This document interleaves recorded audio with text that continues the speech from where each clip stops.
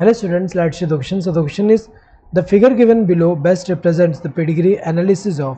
यहाँ पे जो पेडिग्री चार्ट दिया हुआ है बताना है कि इनमें से किसका ये बेस्ट रिप्रेजेंटेशन है पेडिग्री एनालिसिस का.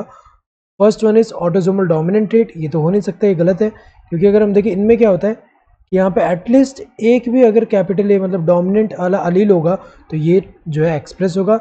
जबकि अगर हम देखें यहाँ पे डिजीज़ के टर्म्स में अगर हम देखें तो ये दोनों कंडीशन में क्या होगा, इंडिविजुअल जो है वो अफेक्टेड होगा. और अगर स्मॉल ए होगा तो इंडिविजुअल क्या होगा, अनअफेक्टेड होगा. अनअफेक्टेड. तो अगर ये वाला केस ले तो अनअफेक्टेड, ये दोनों अनअफेक्टेड होंगे, दोनों पेरेंट्स अनअफेक्टेड होंगे. तो हमें पता है कि गैमेट्स में तो स्मॉल ए आएगा, इसमें भी स्मॉल ए. तो नेक्स्ट जनरेशन में हर इंडिविजुअल में स्मॉल ए आएगा. तो सारे अनअफेक्टेड होना चाहिए जबकि यहाँ अफेक्टेड है, तो ये तो गलत होगा. ऑटोसोमल रिसेसिव ट्रेट ये करेक्ट है क्योंकि अगर हम देखें इनमें क्या होता है कि capital A and small A and capital A इन दो कंडीशन में अगर हम देखें डिजीज़ के टर्म्स में तो ये क्या होगा, दोनों इंडिविजुअल जो है ये क्या अनअफेक्टेड होंगे. ये क्या होंगे, अनअफेक्टेड होंगे. एंड जब स्मॉल ए होता है तब इंडिविजुअल क्या होगा, अफेक्टेड होगा. अफेक्टेड.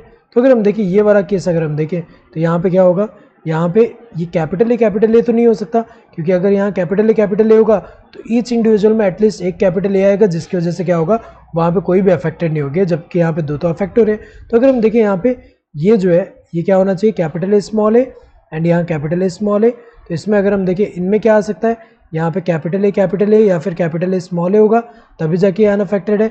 या अफेक्टेड वाले में स्मॉल ए होगा और ये अनअफेक्टेड वाले जो है यहाँ पे अगर नेक्स्ट वाले में जा रहा है मतलब यहाँ पे कैपिटल ए स्मॉल ए ही होगा और स्मॉल ए और यहाँ पे कैपिटल ए या फिर कैपिटल ए स्मॉल ए हो सकता है. नेक्स्ट जनरेशन में अगर यहाँ पे ये कैपिटल ए स्मॉल ए तब जाके यहाँ पे स्मॉल ए आएगा और ये जो है इनमें क्या आ सकता है, कैपिटल ए स्मॉल ए आ सकता है या फिर कैपिटल ए आ सकता है. इनमें भी कैपिटल ए या फिर कैपिटल ए स्मॉल ए आ सकता है. तो अगर हम देखें यहाँ पे तो ये वाला तो करेक्ट है.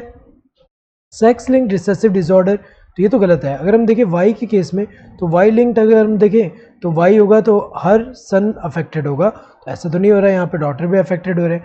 एंड एक्स लिंक की अगर हम बात करें तो एक्स लिंक रिसेसिव डिसऑर्डर के केस में क्या होता है कि यहाँ पे अगर हम देखें तो फीमेल में अगर दोनों यहाँ पे अफेक्टेड है तभी जाके क्या होगा, वो इंडिविजुअल अफेक्टेड है. एंड मेल में एटलीस्ट एक भी, ये जो एक्स अफेक्टेड है तो ये वाई तो नॉर्मल है तो ये वाला भी क्या होगा, अफेक्टेड होगा. तो ये दोनों क्या होंगे, अफेक्टेड होंगे. तो अगर हम देखें यहाँ पे जो मेल है, मेल क्या है, यहाँ पे अनअफेक्टेड है. तो मेल अगर यहाँ पे अनअफेक्टेड हुआ, जैसे कि यहाँ पे एग्जांपल अगर हम देखें तो यहाँ पे अनअफेक्टेड है तो मेल अनअफेक्टेड मतलब एक्स और वाई क्या होगा, नॉर्मल होगा.